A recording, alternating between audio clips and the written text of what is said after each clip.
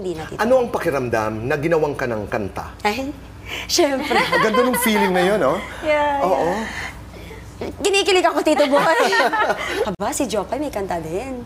Yung mga panahon dati, At di ba? ang maganda doon sa 2004. kwentong yun, hindi ka kilala ng the band, Mayonnaise.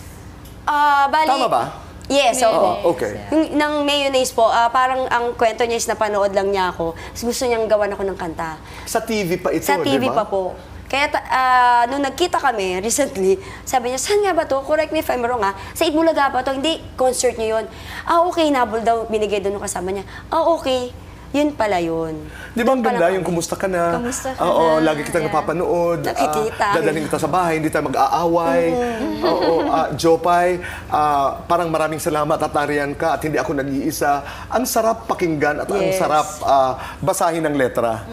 Oo, di ba? Yes, Tito Boy. Sobrang yung for me napaka wholesome ng song for me.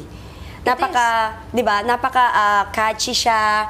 And then yung word na hindi tayo mag-aaway, na pwede mo siyang sabihin doon sa mga may mga relasyon, sa may mga karelasyon na sana all. Sana dadalhin din ako sa bahay Oo, at hindi tayo mag-aaway. Sana all, di ba? Di ba?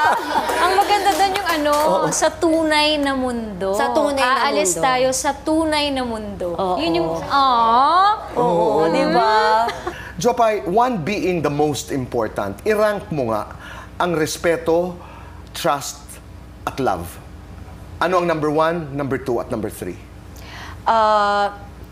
Respect, trust, and love.